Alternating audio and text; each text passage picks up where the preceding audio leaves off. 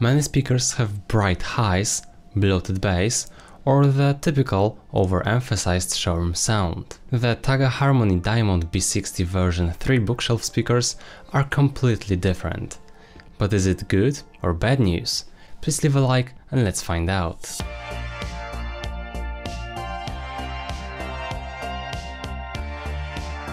These are not your typical rectangular box type speakers.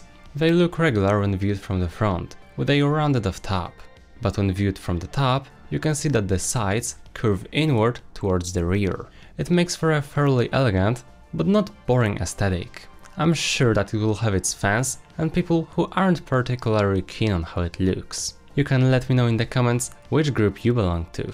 It looks fine and doesn't stand out a lot in terms of any flashy elements. By putting it in your living room, when your friends come in, they aren't going to think that you're crazy with audio. The drivers are surface mounted, but the rings around them have exposed screws. Personally, it didn't bother me much though. On the bottom you get nice, thin rubber feet, so the speaker doesn't get scratched when you place it on any surface. It's also not going to scratch that surface itself, and it should stay in place without sliding around. The rear also has an interesting shape, with the top and the bottom elements sticking out. There is a rear-firing bass port. However, it's important to note that the tweeter is not in a separate, internal sealed enclosure, so it is also vented. You get two pairs of high-quality binding posts, allowing the speaker to be used in a bi-wire or bi-amp configuration. They come in multiple finishes, both matte and gloss, so you can pick whichever one you like. The veneer itself is of a superb quality, has a real texture and is applied just perfectly, with no visible problems whatsoever. It's a well-made, sturdy speaker with a dense cabinet and not a lot of internal resonances. Lastly, you get the magnetic grills to protect the drivers from kids or pets and make the speaker look even more stealthy. You can subscribe to my channel if you're still watching. The internal enclosure damping is being done using a high-end material to break up the standing waves, lower resonances and limit distortions, which improves the smoothness and characteristic of sound in all ranges. For the internal wiring, 14-gauge multi-stranded oxygen-free copper has been used to connect all drivers with the crossover and to ensure that the incoming signal will not lose the most important details on its path from the amplifier to the drivers. The crossover has been made using a minimum number of high-quality components in the tweeter and the woofer sections. That ensures neutrality, allows the speaker to handle massive amounts of power, and provides the greatest precision. The second generation titanium dome tweeter is 36mm in size and provides high power handling while maintaining accuracy, smoothness and detail. Its voice coil has silver wiring and is paired with two magnets for exceptional precision combined with an ultra-extended high-frequency response. The metal mesh surrounding it is here to help with equal and flat dispersion of the sound on and off axis. The 6.5-inch non-pressed paper cone driver handles the bass and the mid-range, as this speaker is a two-way bookshelf. It is equipped with two oversized magnets and an aluminum chassis to make it extremely rigid and vibration-free. Its voice coil is made with two layers of copper-clad aluminum to offer deep, precise and detailed performance, according to the manufacturer. Its frequency response ranges from 36 Hz up to 33 kHz. This range is quite surprising for a seemingly small in a relative sense speaker. It has just one woofer, and it's not even dedicated to the bass.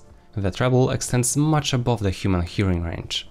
It's a very good characteristic, as it means no breakups in the audible spectrum. There have been some studies showing that people can perceive higher frequencies that they can hear. Additionally, it can handle up to 150 watts RMS, which is a figure mostly seen in much larger, floor-standing speakers. The sensitivity is 90 decibels, paired with a nominal impedance of 6 ohms. It presents quite an easy load on most amplifiers regarding current. The amount of power needed to achieve high volumes is not very high, but I would recommend getting an amplifier that has a bit more power on tap than you might think you need. This speaker can scale well with source gear, and it needs a certain level of equipment to open up. 50 to 200 watts is recommended by the manufacturer. However, in my experience, I would say go for at least 100 watts.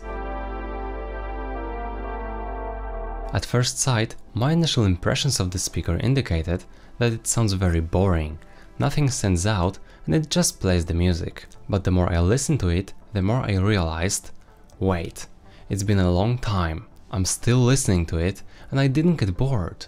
That was the moment when I found out it's not just dull or lacking life. It's so inoffensive that I couldn't find a single thing that stood out to me and could take away my attention. This brings us to the tonality. On the bottom end, the bass has warmth, is full and goes kind of deep for a bookshelf. You still might want to pair it with a subwoofer for higher output or even more bass extension. But if you so desire, you can get away without it easily. You're never going to feel like a lot is missing in the bass department. Despite the driver being 6.5 inches, it's not super analytical or fast. It mostly focuses on organic reproduction, thus being realistic. The mid-range is what the speaker specializes in. It seems like those registers are brought forward, yet not overdone. The mid-range has great timbre and accuracy, with some extra warmth too. The vocals or wooden instruments sound impeccable here. Going to the treble, it's fairly relaxed, very smooth and lifelike. Sibilance? What sibilance?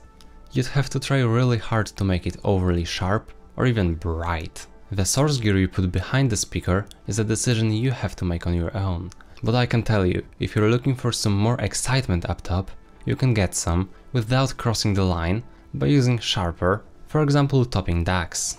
It can help you open up the presentation and get more details, but you have to keep in mind that it's never going to be an overly detailed, analytical speaker that's unpleasant to listen to. The soundstage has some width, but more importantly, depth, paired with layering. Summing up, the Diamond B-60 version 3 is a speaker that focuses on something organic, without messing up any frequency spectrum or introducing any standout features.